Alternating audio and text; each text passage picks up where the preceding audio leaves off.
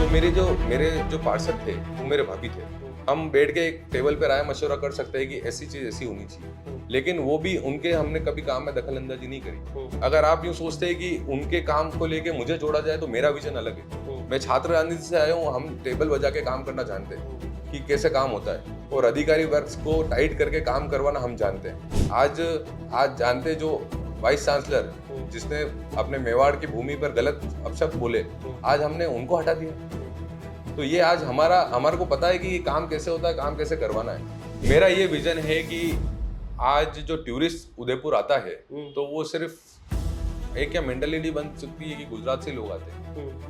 गुजरात से लोग नहीं आते, वर्ल्ड वाइड लोग आ रहे हैं। उदयपुर बेस्ट डेस्टिनेशन पॉइंट बन चुका है, वेडिंग डेस्टिनेशन पॉइंट, और लोग आ रहे हैं। इंटरनेशनल एयरपोर्ट खुल गया है, सब लोग बाहर से ट्रैवल करेंगे यहाँ पे। तो अपने को उनकी दृष्टि से सोचना है। उदयपुर में 4 जगह ऐसी चुनो बढ़िया जहाँ पर नाइट मार्केट होना चाहिए, जिसमें 24 आवर्स 12 बजे तक ये दुकानें चलती है, 11-12 बजे। उसके बाद रात को मार्केट सेटअप हो और सुबह तक मार्केट चले, ब्यूटीफुल मार्केट हो जिसमें हैंडीक्राफ्ट की शॉप्स हो, अपने कल्चर के बारे में बताया जाए और फूड मिले। आज क्या होता है कि जैसे ही सीजन का टाइम आता है, लाइन से चौराहों पे गाड़ियाँ साइड में खड़ी है, टूरिस्ट परेशान हो रहे हैं और पूरा माहौल वहाँ बन जाता है कि उदयपुर में इतनी स्ट्रिक्टनेस चल रही है। आज टूरिस्ट आ रहा है तो अपने को धंधा देने आ रहा है। आज वो कोई है ना, अपने क्या वर्ड यूज़ करूँ कि वो कोई ऐसे लोग नहीं है कि जो अपने को परेशान करने आ रहे हैं। आज कोई अपने यहाँ आ रहा है तो उसको आदर सम्मान करके तो भेजेंगे अपन सेफ्टी के साथ। मतलब गाड़ी में नंबर देखा जीजे और ट्रैफिक हवलदार मन में करने लगा डीजे। तो ऐसी बात नहीं है कि डेवलपमेंट नहीं हो रहा, डेवलपमेंट फुल हो रहा है, लेकिन क्या है कि एक टेबल पे बैठ के उसके ब्यूटिफिकेशन की तरफ जाना पड़ेगा। आज अगर जो डिवाइडर बनते हैं, जो पेड़ लगते हैं, उनका जो खर्चा है वो का वही है। आज अगर उसमें अपन थोड़े कलर्स ऐड करके, थोड़े प्लांट्स सुंदर ऐड करके उसको ब्यूटिफिकेशन की तरफ क्यों नहीं ले जाए? क्योंकि भाई स्मार्ट सिटी के जो कार्य हो रहे हैं उसको लेकर अमन जी को क्या सोच? स्मार्ट सिटी के कार्य हो रहे हैं, उसमें नगर निगम और स्मार्ट सिटी का कहीं तालमेल नहीं बैठ पा रहा। इस चक्कर में लोग थोड़े परेशान हो रहे हैं। तो मेरा ये है कि पार्टी अगर मौका देती है, मौका हमें देती है युवाओं को, तो उससे क्या होगा कि जो मैं अभी काम कर पाऊंगा, जो मैं अभी काम करवाऊंगा, मैं वो शायद 10 साल बाद उस स्पीड से नहीं कर पाऊंगा। तो अभी जो सोच है मेरी, मेरे को 10 साल वैसे ब्रेक मिल चुका है चुनाव से, और अभी बहुत सारे एक्सपीरियंस भी ले चुके हैं। वार्ड की बात करते हैं तो मेरा जन्म वहाँ पर हुआ है, और एक एक घर के अंदर मतलब मेरा पूरा सब मेरा परिवार है, और मेरा उनसे ऐसा जुड़ाव है कि अगर वो पार्टी मुझे एक मौका देती है तो मैं बहुत मजबूती से चुनाव लड़ूंगा। अगर जो भी चुनाव लड़ता है वो विजय होके आएगा। नमस्कार, मैं मयूर अलबेला और आप देख रहे हैं अलबेला राजस्थान न्यूज। हमारा नया कार्यक्रम मेरा शहर मेरा विजन, मेरी सोच, उदयपुर के भविष्य की खोज। उसी के तहत आज जो अतिथि हमारे साथ मौजूद है वो किसी परिचय के मोहताज नहीं, अमन जी असनानी। सबसे पहले चैनल पे बहुत बहुत स्वागत है आपका। एक ऐसे युवा नेता जो वर्ष 2015 में कॉमर्स कॉलेज के अध्यक्ष रहे, उसके बाद से ही लगातार जो है राजनीति के क्षेत्रों में नए नए आयाम इन्होंने स्थापित करे। कई संगठनों के साथ इनका जुड़ाव रहा। युवा मोर्चा में भी ये बिल्कुल कंधे से कंधा मिलाकर गजेंद्र जी भंडारी के रहे, और उसके बाद से ही जो भारतीय जनता पार्टी के अनेकों कार्यक्रम में इनका और इनकी टीम का जो योगदान है वो देखा जा सकता है। ये पहला ऐसा मौका आया वर्ष 2026 जब नगरीय निकाय के चुनाव होने जा रहे हैं, और वार्ड नंबर 28 से यूं कहें कि पहली जो परीक्षा थी, जो लक की परीक्षा होती है, उसमें इस व्यक्ति ने वो पड़ाव को पार करा है, और अनारक्षित ओपन सीट आने के साथ ही अमन जी असनानी के लिए पहली बार किसी भी पद पर बैठने का जो मौका है वो खुलता दिखाई दे रहा है। अमन जी असनानी, आप पद पर बैठे, आपकी पार्टी आप पर विचार करे, उससे पहले हम चाहते हैं कि आपका विजन जो है आपके वार्ड को लेकर, आपके शहर को लेकर, वो एक आम उदयपुर वासी को मालूम पड़े। आप क्या सोचते हैं आपके वार्ड को लेकर, किस तरह से आपके वार्ड को आप आदर्श वार्ड बना सकते हैं। तो प्रश्नों का सिलसिला चालू करते हैं। सबसे पहला सवाल अमन जी असनानी से, आपके वार्ड को लेकर, वार्ड नंबर 28 को लेकर अमन जी असनानी की क्या सोच है? सबसे पहले तो मैं मयूर भैया का बहुत बहुत धन्यवाद देता हूँ कि आपने मुझे यहाँ बुलाया और मुझे बोलने का और मेरे विचार रखने का मौका दिया। तो मयूर भैया, ऐसा है कि वार्ड नंबर 28 की अगर अपन बात करते हैं तो वार्ड नंबर 28 में मेरा जो वार्ड लगता है वो हार्ट ऑफ द सिटी है, सेंटर आता है उदयपुर का। इसमें नगर निगम भी हमारे वार्ड में आता है। तो सबसे पहले मेरा विज़न ये है कि जहाँ से पूरा डेवलपमेंट चालू होता है शहर का, जहाँ से अपन शहर के बारे में सोचते हैं, तो सबसे पहले उसको विकसित करें। विकसित इन द सेंस उसमें सारे डिपार्टमेंट बने हुए हैं, आज उसको थोड़ा ऐसा मॉडिफिकेशन दे, ब्यूटिफिकेशन दे, ताकि जो अधिकारी वहां पर काम कर रहा है उसको वो भी सच लगे और सुंदर लगे, ताकि वो वहां बैठकर शहर के बारे में उस तरीके से सोच पाए। सबसे पहले तो जो पुराना इसका जो स्ट्रक्चर है, थोड़ा स्ट्रक्चर में उसको बदलाव करे, रंग रोगन अच्छा करे, और जो वहां पर व्यवस्था है, जैसे गार्ड्स होने चाहिए, लाइट्स होनी चाहिए व्यवस्थित, कि रात को भी अगर कोई नगर निगम में अगर जाता है तो वैसे तो 5 बजे बंद हो जाता है, लेकिन उसके बाद भी ऐसी जगह है वहाँ पर गार्डन वगैरह है, जो लोग घूमने जाते हैं तो उनको वहाँ पर अच्छा महसूस हो। अंदर फाउंटेन है, जो फाउंटेन अभी बंद पड़ा हुआ है, वहाँ पर फाउंटेन शो हो, ताकि टूरिस्ट भी वहाँ पर आए। अगर ब्यूटीफुल होगा, टूरिस्ट आएंगे तो सब चीज़ें बेटर होगी, और टूरिस्ट को देखते हुए और अच्छी सोच भी आएगी कि अपन उदयपुर को कैसे अच्छा बनाए। जी, आप फाउंटेन की बात कर रहे हैं, वहाँ तो पार्क था, पार्क को ही बंद कर दिया, पार्किंग बना दी, पार्किंग बनाई है, उसकी सोच अच्छी थी कि यहाँ पर गाड़ियाँ पार्क होगी, लेकिन क्या होता है कि सबसे पहले जो भी विकास करने हैं, इंफ्रास्ट्रक्चर बनाने हैं, उसके लिए आपको क्या फ्यूचरिस्टिक सोच रखनी पड़ेगी सबसे पहले तो, कि आपको ऐसी डिजाइन देनी पड़ेगी कि फ्यूचर में उस चीज में कोई दिक्कत ना आए। तो हमारी सोच ये रहती है, अगर आपको कुछ सोचना है तो इस तरीके से फ्यूचरिस्टिक सोचना पड़ेगा, ताकि है ना इन फ्यूचर दिक्कत नहीं आए। और कैसे जो पार्किंग बनी अभी, वो पार्किंग उसमें ढंग से, या तो शायद कोई ऐसी कोई दिक्कत रह गई है कि जो आने वाले समय में पूरी करनी चाहिए, ताकि वहाँ पर गाड़ियाँ पार्क हो।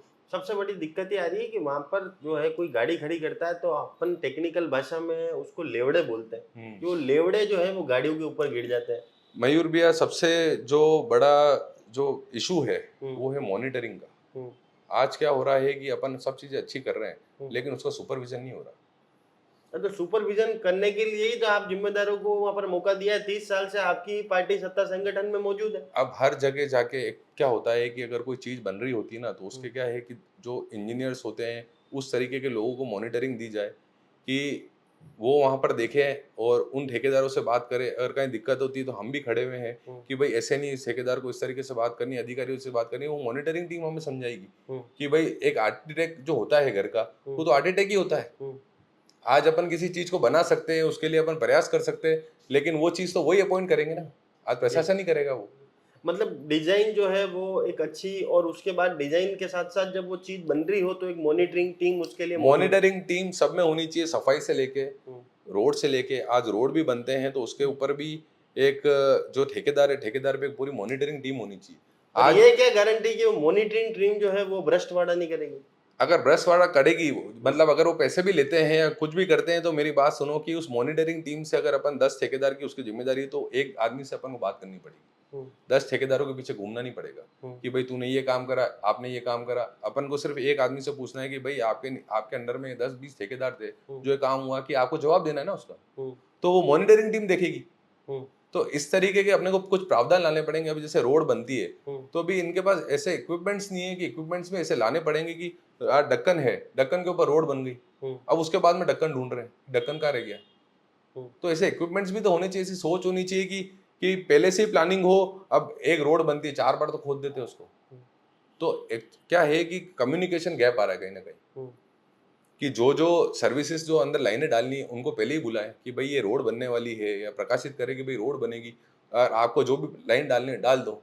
आज अपन घर का काम भी करते हैं तो उसमें भी अपन सबको बुलाते हैं ना कि भाई यार ये चीजें हैं, पहले पीओपी कर रहे हो तो उसके ऊपर आपको लाइन डालनी पड़ेगी, तो किस तरीके से डालनी पड़ेगी, आपको पीओपी तोड़नी नहीं पड़े। तो ये सब अपन पहले प्लानिंग करते हैं। तो क्या है कि उदयपुर एक अपना घर है पूरा। आज जो भी वहां पर बैठता है उसको अपने घर के हिसाब से उदयपुर को सोचना पड़ेगा कि यह एक हमारा जो उदयपुर में लोग रह रहे, हमारा परिवार है और हमारा घर है, उस तरीके से इसका विकास हो पाएगा। तो वार्ड नंबर 28 की चाबी तो आप ही के घर वालों के पास थी ना। अब वो बिल्कुल हमारे साथ हमने विकास करा है, हर गली में आज सड़कें बनी है, नालियां बनी है। और दूसरी चीज ये है कि मयूर भैया क्या होता है कि हमारा जो परिवार है, हमारे परिवार में हर एक आदमी को अपना स्वतंत्र डिसीजन लेने की छूट है। आज मेरे फादर का अलग बिजनेस है, मेरा अलग बिजनेस है, मेरे भैया का अलग बिजनेस है। हमारे वो नहीं है कि डॉक्टर का बेटा डॉक्टर ही बनेगा, वो सिस्टम नहीं है। तो मेरे जो पार्षद थे वो मेरे भाभी थे। हम बैठ के एक टेबल पे राय मशवरा कर सकते हैं कि ऐसी चीज ऐसी होनी चाहिए, लेकिन वो भी उनके हमने कभी काम में दखल अंदाजी नहीं करी। अगर आप यूं सोचते हैं कि उनके काम को लेके मुझे जोड़ा जाए तो मेरा विजन अलग है। मैं छात्र राजनीति से आया हूँ, हम टेबल बजा के काम करना जानते हैं कि कैसे काम होता है, और अधिकारी वर्ग को टाइट करके काम करवाना हम जानते हैं। आज जानते जो वाइस चांसलर जिसने अपने मेवाड़ की भूमि पर गलत अपशब्द बोले, आज हमने उनको हटा दिया। तो ये आज हमारे को पता है कि ये काम कैसे होता है, काम कैसे करवाना है। जी। अच्छा, मुझे एक बात बताओ कि आपके क्षेत्र में जो है वो कई तकलीफों से आपका क्षेत्र ग्रसित है। जो बेसिक तकलीफ है, पार्किंग की समस्या को लेकर लोग परेशान हैं, उसके साथ साथ जो वहाँ पर दुकानें बनी हुई है उसको लेकर लोगों का अलग अलग प्रोस्पेक्टिव है कि भाई कोई कहता है कि यार घरेलू क्षेत्र में जो रिहायशी आवासीय इलाके हैं उनमें व्यापार नहीं होना चाहिए। कुछ का कहना है कि यार व्यापार करेगा क्या फिर आदमी। इसको लेकर अमन असनानी की क्या सोच है और उसके लिए क्या समाधान है अमन असनानी के पास? भैया, अगर आदमी व्यापार नहीं करेगा तो कहाँ जाएगा? आज मेरी बात सुनो, सबके घर में बच्चे हैं। आज हमारा जो परिवार, आज हमारा जो समाज, जो कि आज संस्कृति बचाने के चक्कर में अपना सारा, अपनी हवेली, अपना सोना, अपना सब कुछ छोड़ के है ना, उन्होंने यहाँ पर आए तो हमें शरणार्थी का दर्जा दिया गया। उसके बाद धीरे धीरे करके कोई काम छोटा नहीं समझा, छोटे से शुरुआत करी और आज जाके इस काबिल बने कि अपना मकान बना पाए। अगर मकान के अंदर बना के अगर अपना काम कर रहे हैं तो मुझे नहीं लगता कि वो गलत है। दूसरी चीज ये कि अगर किसी को लगता है कार्रवाई करना कोई उपाय नहीं है, उसका आप समाधान निकालो, बैठो।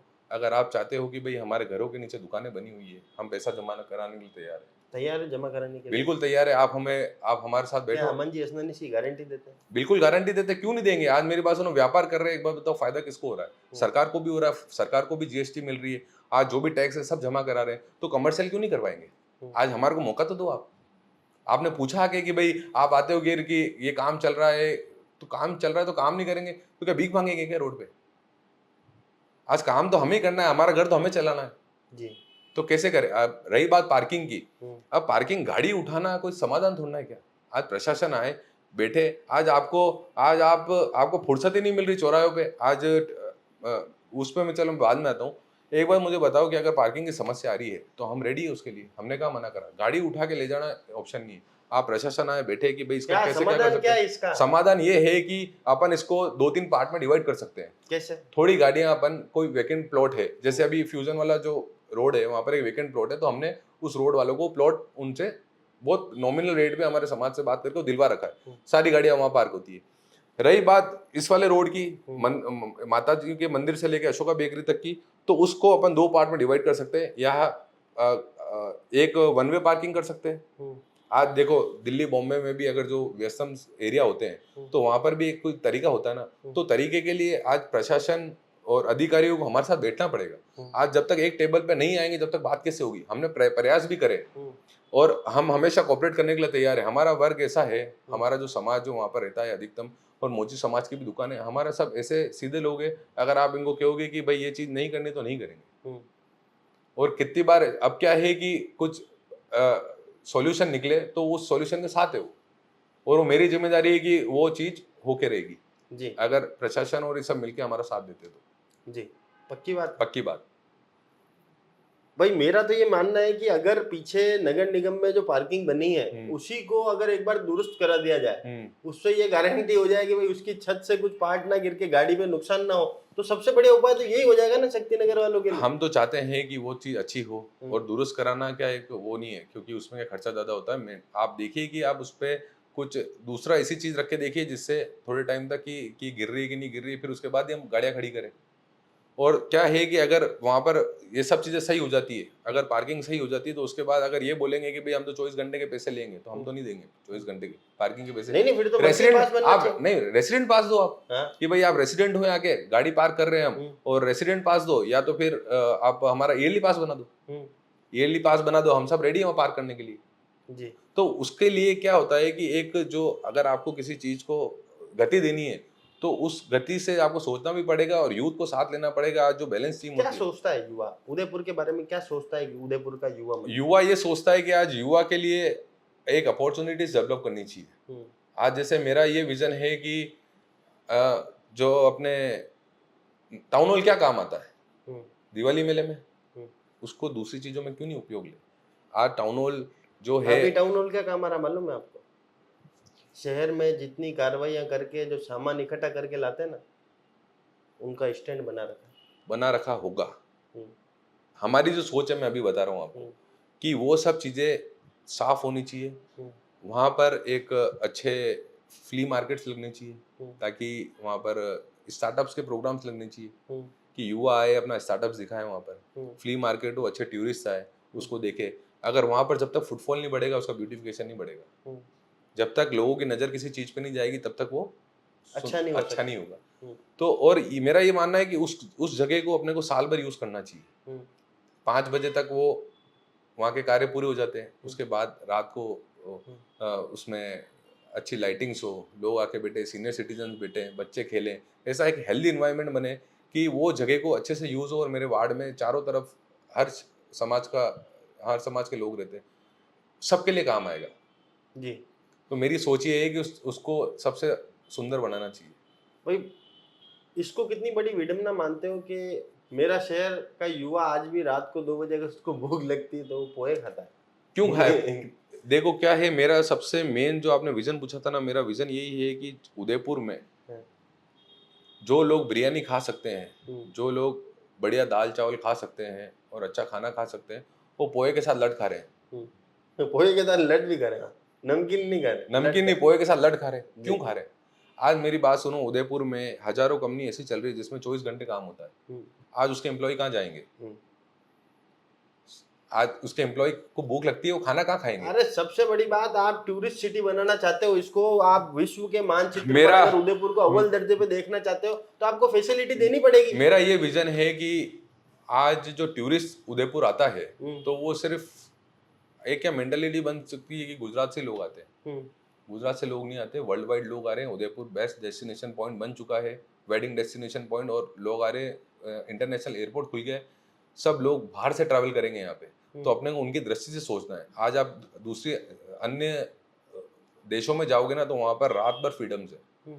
आज आप नाइट मार्केट, मेरा तो ये है कि उदयपुर में 4 जगह ऐसी चुनो बढ़िया, जहाँ पर नाइट मार्केट होना चाहिए, जिसमें 24 आवर्स 12 बजे तक तो ये दुकानें चलती है, 11-12 बजे तक। उसके बाद रात को मार्केट सेटअप हो और सुबह तक मार्केट चले, ब्यूटीफुल मार्केट हो जिसमें हैंडीक्राफ्ट की शॉप्स हो, अपने कल्चर के बारे में बताया जाए और फूड मिले।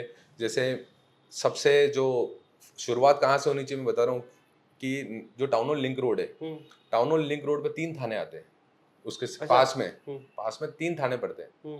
ठीक है, सबसे मतलब यूँ 2-3 मिनट का डिस्टेंस होगा। दान मंडी थाना देख लो, गोपालपुरा थाना देख लो और सूरजपुर थाना देख लो। और सेफ्टी रीजन से बता रहा हूँ मैं, और अबे कमांड के अंदर गाड़ियाँ निकलती रहती। उस एरिया को नाइट मार्केट, जैसे अब नाइट मार्केट या नाइट जो भी उसको बोलो, कि बाजार बोलो, जैसे सराफा बाजार है वहाँ पर इंदौर में, उसको देखते हुए कि अपन यहाँ पर कॉपी नहीं करनी है, लेकिन अपन एक सोच के साथ उसको एक बहुत सुंदर बनाए, जिसमें हर तरीके की शॉप्स हो, युवा बैठे हो, चहल पहल हो, टूरिस्ट आए, टूरिस्ट भी देखे कि रात को, अगर आप मेरी बात समझिए कि आज बस स्टैंड से आदमी उतरता है, रात को लेट बस आई, 11 बजे दुकानें बंद, अब वो खाना खाने कहाँ जाएगा? बस स्टैंड से पास पड़ता है, रेलवे स्टेशन से पास पड़ता है। और दूसरी चीज़ की अपन ये सोचते हैं कि नाइट मार्केट, नाइट फूड बाजार अपन बना रहे रानी रोड पे, चलो ठीक है, अच्छी बात है, टूरिस्ट सिटी है, बनाना भी चाहिए टूरिस्ट के लिए। लेकिन अपने जो शहरवासी, उनका क्या? आज सेक्टर 11 से कोई वहाँ खाने तो नहीं जाएगा। तो ऐसे 4 जगह चुननी चाहिए। जैसे सरस वाला एरिया हो गया सेक्टर 11 के लिए, उस रोड पे बना दिया। बुआना साइड में ये आरके सर्कल से भोपालपुर रोड आ रही है, वहाँ पर एक मार्केट डेवलप कर दी। आप इस तरफ जाए, आप इधर अपने सेवाश्रम की तरफ जाए, उधर एक रोड चुन ली, वहाँ पर रेलवे स्टेशन है, वहाँ से भी लोग एंटर होते हैं उदयपुर के। तो अपने को क्या है कि फ्यूचरिस्टिक प्लानिंग करनी पड़ेगी शहर के लिए, कि जो आने वाला जो समय है उदयपुर के लिए, आज इतने अंतर्राष्ट्रीय सारे जो होटल्स आ रहे हैं, क्लब्स आ रहे हैं, एक सबसे पहले क्या है कि उदयपुर में टूरिस्ट को जो सम्मान मिलना चाहिए वो पूरे तरीके से नहीं मिल रहा है। आज क्या होता है कि टूरिस्ट की गाड़ी देखते ही सबसे पहले ट्रैफिक व्यवस्था सुधारनी पड़ेगी। आज जगह बतानी पड़ेगी कि आपकी गाड़ी यहाँ पार्क होगी। आज टूरिस्ट को पता नहीं पड़ता है, साइन बोर्ड ढंग से नहीं लगे हुए हैं, तो ये पता पड़ना चाहिए और टूरिस्ट को परेशान नहीं करे। आज क्या होता है कि जैसे ही सीजन का टाइम आता है, लाइन से चौराहों पे गाड़ियाँ साइड में खड़ी है, टूरिस्ट परेशान हो रहे हैं और पूरा माहौल वहाँ बन जाता है कि यार कि उदयपुर में इतनी स्ट्रिक्टनेस चल रही है। आज टूरिस्ट आ रहा है तो अपने को धंधा देने आ रहा है। आज वो कोई है ना, अब मैं क्या वर्ड यूज़ करूँ कि वो कोई ऐसे लोग नहीं है कि जो अपने को परेशान करने आ रहे हैं। आज कोई अपने यहाँ आ रहा है तो उसको आदर सम्मान करके तो भेजेंगे अपन सेफ्टी के साथ। मतलब गाड़ी में नंबर देखा जीजे और ट्रैफिक होल्डर मन में करने लगा डीजे। तो ये क्या है, ये एक अच्छी बात नहीं है कि अपन किसी चीज को लेके अपन अपनी मानसिकता ऐसी बनाए कि जीजे गाड़ी है तो अपन उसको रोके। कोई बात नहीं, तो फिर अगर वो भी तो बदला लेते ना। वो तो लेते ना, वो कहते हैं कि यार हमारे को थोड़ा छोड़ते क्या। हाँ तो ये क्या है कि अपने को कोई वार थोड़ा करनी है क्या, हाँ अपने को तो उनको बुला के सम्मान देना है और उनसे बिजनेस लेना है, उनको अच्छी सुंदरता दिखानी है। और क्या है कि इंफ्रास्ट्रक्चर बन रहा है, ऐसी बात नहीं है कि डेवलपमेंट नहीं हो रहा, डेवलपमेंट फुल हो रहा है। लेकिन क्या है कि एक टेबल पे बैठ के उसके ब्यूटिफिकेशन की तरफ जाना पड़ेगा। आज अगर जो डिवाइडर बनते हैं, जो पेड़ लगते हैं, उनका जो खर्चा है वो का वही है। आज अगर उसमें अपन थोड़े कलर्स ऐड करके, थोड़े प्लांट्स सुंदर ऐड करके उसको ब्यूटिफिकेशन की तरफ क्यों नहीं ले जाए, ताकि अपना उदयपुर सुंदर ही है। तो लाइट्स हो गई, जैसे लाइट्स वही की पुरानी पुरानी चल रही है, वो उसको लाइट्स का आकार चेंज कर दो, सुंदर लाइटें हो। जैसे अभी अपने जगदीश चौक के आसपास सब जगह लग रही है, वो वैसी लाइटें बीच में लग जाए, डिवाइडर्स अच्छे हो जाए, साइड में वो ब्लॉक्स लग जाए। आयड की नदी को लेकर क्या सोच है? आयड की नदी को पहले भैया आपने देखा था कि कैसा आयड कैसी थी। आयड में इतना कचरा बहता था, सब बहता था, लेकिन अभी जो विकास हुआ है, कोशिश करिए और वो बहुत सुंदर दिख रही है। अभी आप कभी भी जाके देखोगे तो कचरा कम दिखता है और बढ़िया बहते हुए दिखती है। तो कचरा कम दिखाने के लिए 75 करोड़ रुपए खर्च थोड़ा करेंगे। 75 करोड़ रुपए खर्च सफाई के लिए 75 करोड़ खर्च कर देंगे। 75 करोड़ रुपए खर्च कहाँ हुए? क्यों नहीं हुए? कहाँ हुए पहले बताओ मुझे। तो पूरा डाटा है ना, एक एक चीज का ब्यौरा तो नहीं दे सकता मैं। नहीं, आप ब्यूरो नहीं, आप मुझे बताओ कि भाई कि यहाँ खर्च हुए, तो उस पर अपन डिबेट करेंगे। फिर भाई आपके ही पदाधिकारियों का कहना है, आपके ही अधिकारियों का कहना है कि 75 करोड़ रुपए आयड को विनिश बनाने के लिए खर्च किए गए। भैया कांग्रेस कई बार मुद्दा उठा चुकी है। जिसकी भी सोच हो, आप मेरी सोच की बात करते हो, मैं वहां पर बात करूंगा जहां पर मेरे सामने कुछ पड़ा होगा, उस पर मैं बात करूंगा। आप कह दोगे यार 75 करोड़ रुपए खर्च हुए, तो बता दो मेरे को खर्च हुए, फिर बात करेंगे अपन। अगर पैसा भी खर्च हुआ है तो सुंदरता भी दिख रही है वहां पर। अरे पर भैया मैं वही कहना चाह रहा हूँ, सिर्फ और सिर्फ मैं अमन जी को कह दूं कि यार अमन जी लाओ आज आपको गोरा कर दूं, और मैं अमन जी के मुंह पे फेस वॉश लगा के इनको, हाँ यार अमन जी हो गए गोरे तुम तो। अरे 500 रुपए ले रहा हूँ तो मैं कुछ कार्यक्रम तो करूंगा नहीं तो मसाज करूंगा, कहीं करूंगा। हाँ तो मैं वही तो पूछ रहा हूँ कि क्या किया आपने। ये कि आप मुझे बताओ ना कि ना 75 करोड़ रुपए खर्च कहाँ हुए, पहले तो आप मुझे उसका बताओ सही। 75 करोड़ रुपए खर्च हुए हैं, फिर बात करेंगे अपन। अरे तो हम भी तो वही पूछ रहे हैं, 75 करोड़ कहाँ खर्च करे आपकी अरे पार्टी के नेताओं ने? नहीं खर्च करे ना, इतने खर्च हुए होते तो आप मुझे बताओ कहाँ। मारे घंटा रोगन खाएगा नहीं भैया।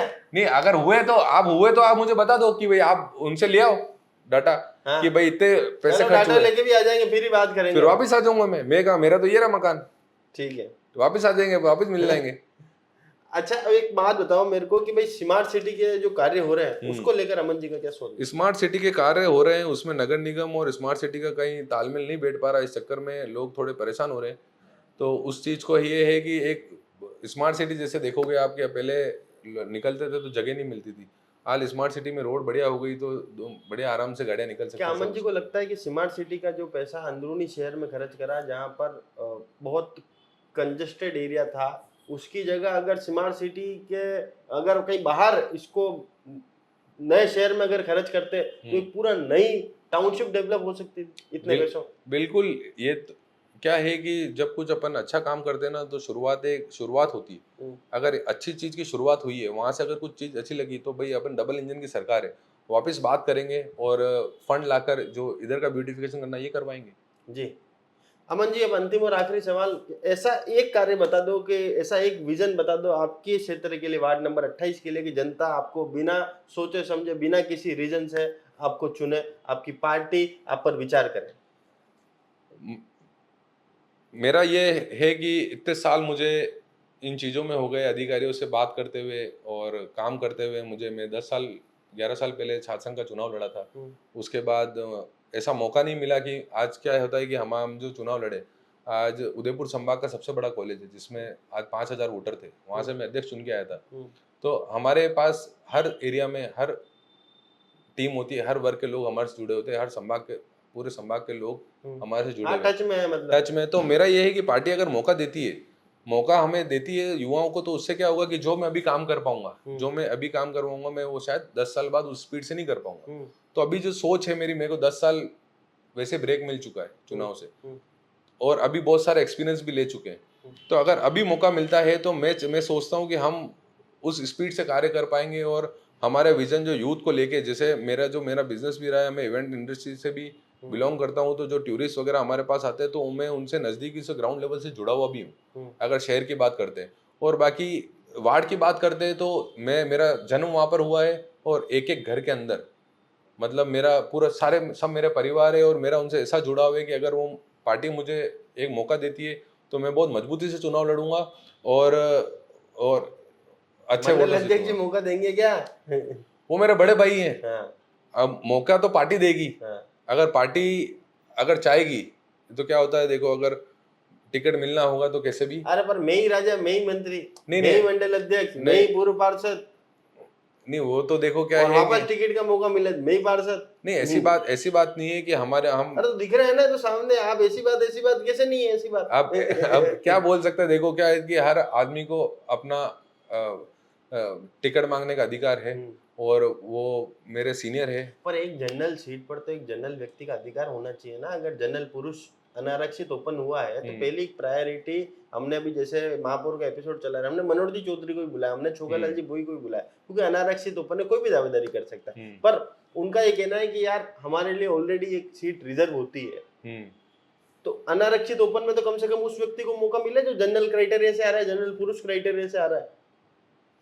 भाई हमने पिछली बार देखा था कि जब महापौर जी का चुनाव, महापौर जी जिस वार्ड से टिकट मांगा था उसी वार्ड से विजय जी ने मांगा था, इसका मतलब वो ओबीसी का सर्टिफिकेट है उनके पास। इसका मुझे आइडिया नहीं है। और अगर जनरल में आते हैं, क्योंकि अगर वो श्रेणी में है और अगर वो टिकट मांग रहे हैं तो टिकट मांगना तो सबका अधिकार है। और ये है कि वो मेरे बड़े भाई है, अगर पार्टी मेरी माँ समान है, माँ से हमारा रिश्ता स्वार्थ का नहीं होता, माँ से रिश्ता हमेशा एक प्रेम होता है और एक निष्ठा होती है। पार्टी से हम हमेशा, अगर पार्टी जिसको भी टिकट देती है, हम हमारे बैनर के साथ खड़े रहेंगे और हम उसको भारी मतों से विजय कराएंगे। जी विजय देखो क्या है अब, अरे विजय कराएंगे, हाँ तो कोई बात नहीं, विजय कराएंगे जी। अगर जो भी चुनाव लड़ता है वो विजय होके आएगा जी। तो ये थे अमन जी असनानी जी ने बिल्कुल स्पष्ट तौर पर यहाँ पर कहा कि कोई भी पार्टी से चुनाव लड़े उसको विजय यहाँ पर कराएंगे, और साथ ही में बिल्कुल एक अपनी सोच यहाँ पर बताई, शहर को लेकर विजन बताया कि किस तर्ज पर हम डेवलपमेंट कर सकते हैं। हमें युवाओं के बारे में सोचना पड़ेगा, हमें रोजगार के नए अवसर देने पड़ेंगे, हमें शहर में हो रहे जो कार्य हैं उनकी मॉनिटरिंग के लिए एक टीम यहाँ पर बनानी पड़ेगी। साथ ही में बहुत सारे विषयों पर चर्चा करी है। कमेंट बॉक्स में अपनी राय जरूर बताइएगा कि आपको कार्यक्रम कैसा लगा, और आप भी किसी एक ऐसे चेहरे को जानते हैं जिसका इंटरव्यू हम इसमें ले सकते हैं इस कार्यक्रम के अधीन, तो उसका नाम कमेंट बॉक्स में जरूर बताइएगा। जय हिंद, जय भारत, जय मेवा।